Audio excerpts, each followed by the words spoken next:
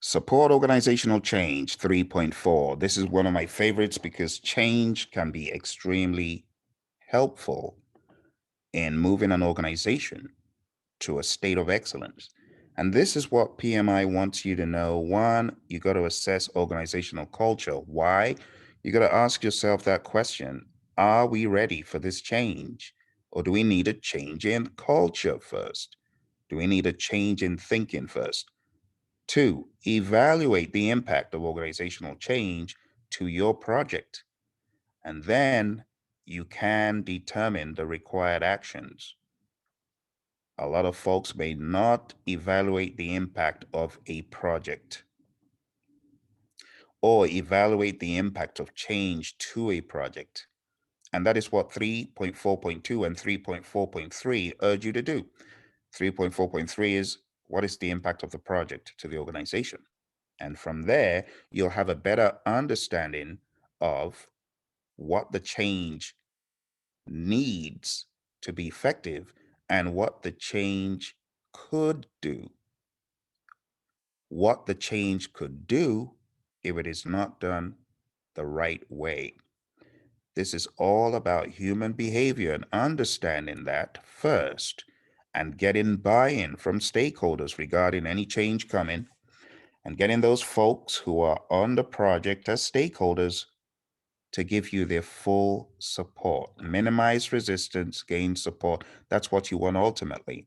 But in order to support organizational change, you know, the key word is organizational. We're not talking about changing plans or documents, no, or changing requirements or changing your product backlog. That's not what we're talking about here.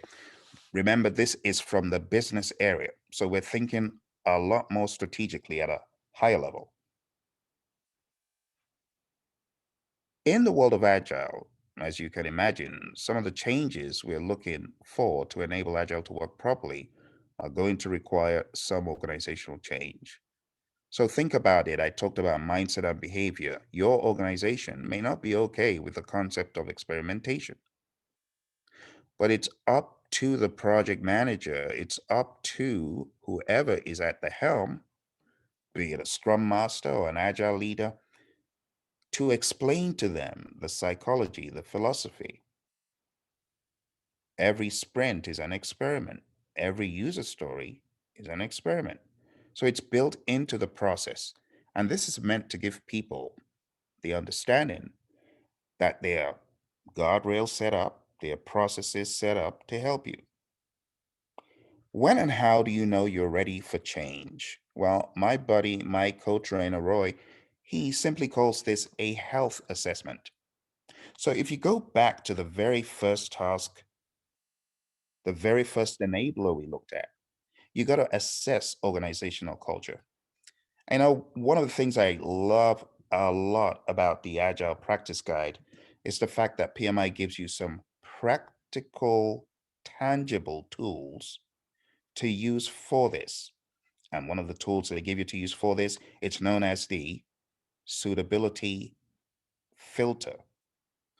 And this model that PMI has is a model where organizational and project attributes are assessed under three main categories. One is culture. Is there a supportive environment with buy-in? Is there trust? Two, team. Is a team a suitable size? Do its members have T-shaped skills and do they understand what exactly this is all about? Is there an access to business reps to be successful? Because you know, one of the tenets of Agile is we work daily with the customer. Are we able to do that? And regarding the project, the question is, are there high rates of change? Is incremental delivery even possible? How critical is the project? Now, this is an exercise I love to carry out with companies, with teams. And if your company is going through some valley of decision, so to speak, you need to get them to do this. There are many ways we facilitate these workshops, but at the end of the day, the company has a better understanding of where they are. So we assess team, culture, and project. I'm going to show you how we do this real quick here. So in assessing the team, the question of experience, where do they stand on a scale of 0 to 10, talking about experience, Do the team members have the necessary experience and access to business reps to be successful? If the answer is more no than yes, then they're going to be up here. If it's a no, you plot them there. Do they have access to customer stakeholders to collaborate, to work together? If the answer is a massive yes, then it's going to be down here somewhere. Regarding buy-in, if there's no buy-in for the approach of Agile, the approach of being nimble in thinking, and they seem somewhat resistant, then they're going to be somewhere there. In terms of trust, if they have trust, it's going to be there. If decision-making approaches are left to the team and it's something that is welcome, it's going to be towards that angle. Regarding delivery, if incremental delivery would massively help, like you need to release things on a regular basis, maybe on a weekly basis, then you're going to be down here towards the 0 point. And you can see the scale over here from 0 to 10. That's what we're following. Okay. Regarding criticality, it's a very, very, very critical project. And in fact, the PMI gives you ranges of scores, and the term criticality has from 1 to 10, 10 being could be loss of life on a massive scale, then it's going to be up here. If it's loss of life on a smaller scale, then it's towards the middle. What about change? Is the rate of change high? Well, if the rate of change is high, you plot that there. And the team size. If the team is like 200 plus, then they're going to be towards this zone. But if the team is somewhere towards 1 to 3, they're going to be closer to here. So this would be the kind of profile a company like this would plot.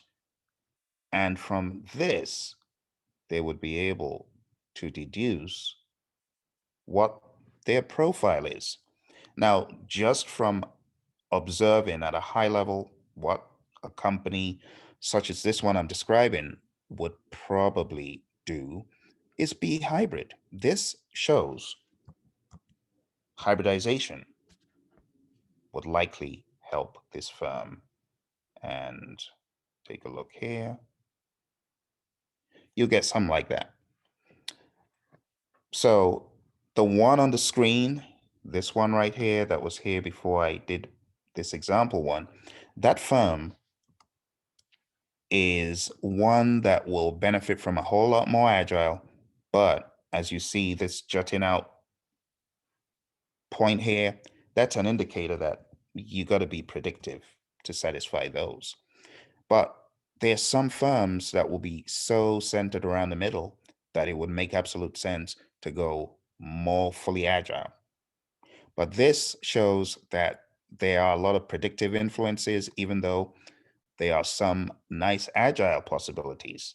So you would need to hybridize. And as you can see, the interpretation of what we're doing is right here. It says clusters of values around the center of the chart indicate a good fit for agile approaches. Results around the outside indicate a predictive approach may be more suitable. And values in the middle portion between agile and predictive indicate a hybrid approach could work well. Now, the Agile Practice Guide goes into a lot more detail regarding this. And in the Agile Practice Guide, there is more information about how you could do this in a firm and a lot more information regarding case studies, if you will. So I want to urge you to open up your Agile Practice Guide. This is a very exciting piece in my mind. Not only have I used it for companies, but I truly believe that this is a good starting point for companies to begin the dialogue of hybridization. So if you are struggling in your firm, you need help with this topic, I want to urge you to reach out to Roy and I. Let us know that you're looking for help in this regard. We can facilitate one of these for you or your team. I would advise, though, because companies are very different, you definitely need representatives from all parts of the business. And as much as possible, try to have dialogue. This is not a magic button to say, oh, we need to be agile, or oh, we need to be predictive all the way, or oh, we need to be hybridized. No, it's a vehicle for teams to have discussions and to find out what the way forward could look like. Okay.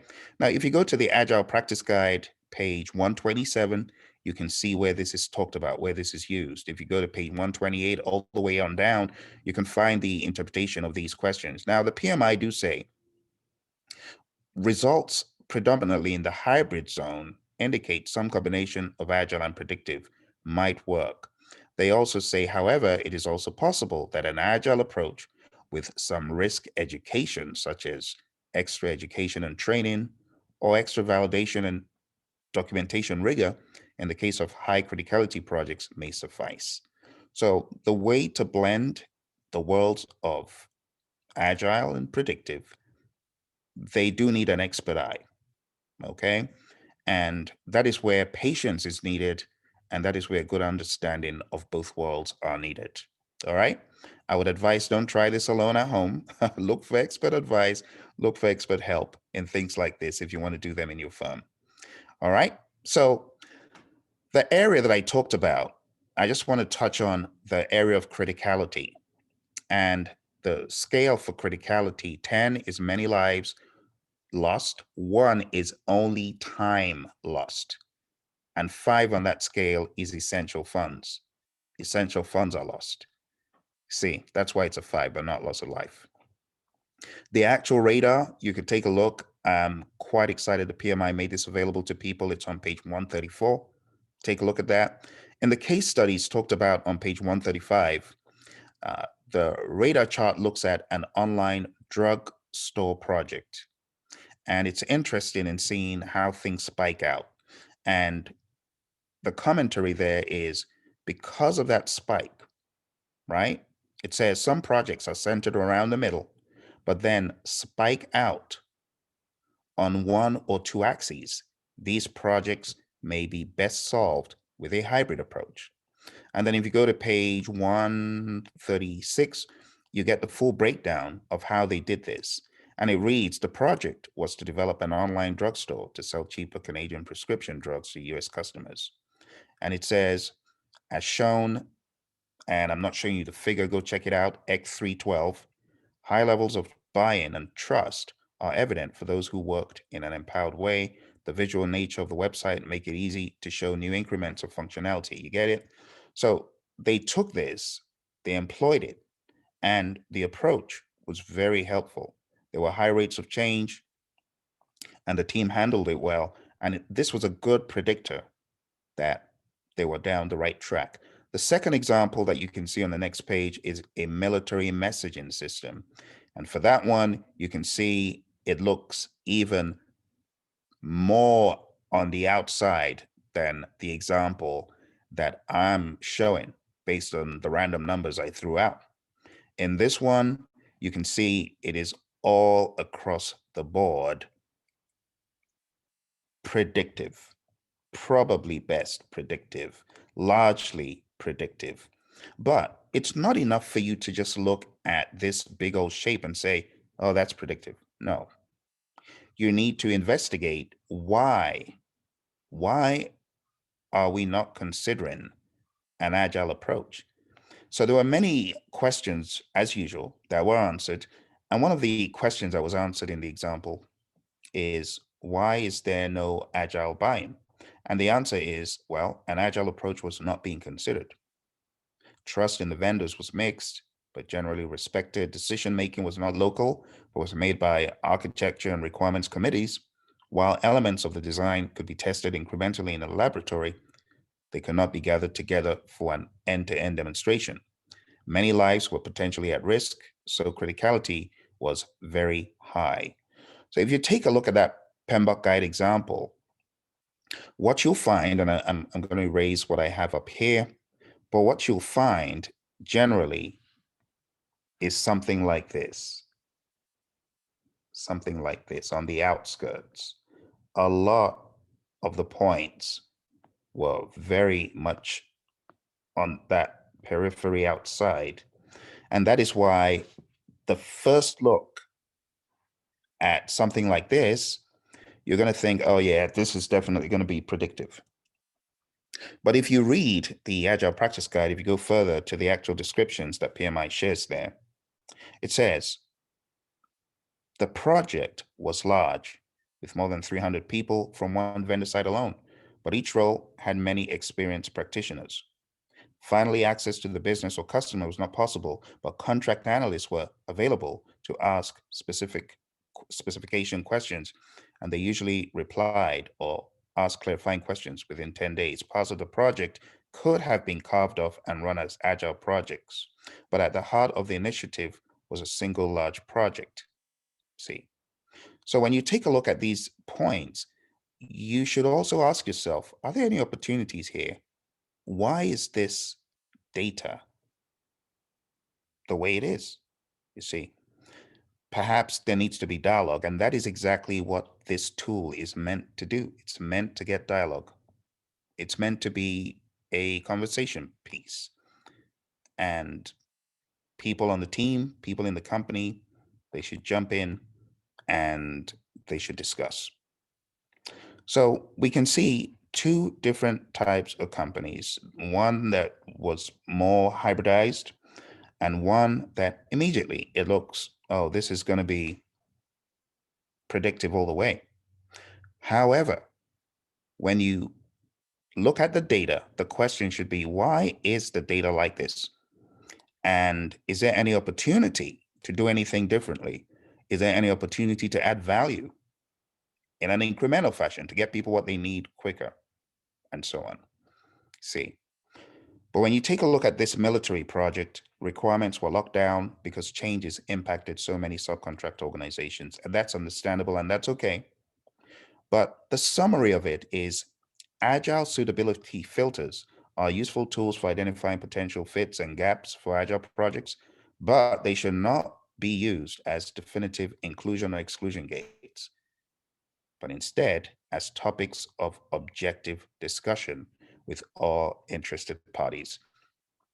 So I urge you as a professional, open up the Agile Practice Guide, not because you're taking the PMP exam alone, but because this suitability filter is a very, very cool piece in my mind for people who are thinking of the idea of, hmm, are we ripe for hybridization? And when you take a look at the information, you can ask yourself, why are we like this? Is is this as a result of some biases? Is this a cognitive bias? And maybe you realize people have no clue, you see, about Agile, and they just need education. And then there's a bigger opportunity to help them. So take a look at those suitability filters, and I hope this has really helped you to understand, because if you're going through some form of transformation or about to, which some of the questions on the exam will be like that, you want to start thinking about this stuff.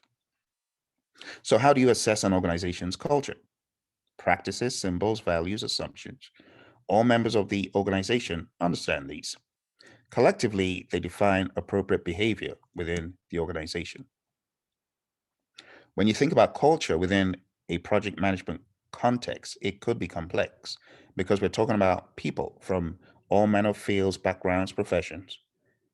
Members of your team will typically have their own cultures and ways of working, may not be in harmony with one another. These cultural differences can either be positive or negative, depending on how they're managed. And it's important that PMs make themselves aware of these cultures on their projects.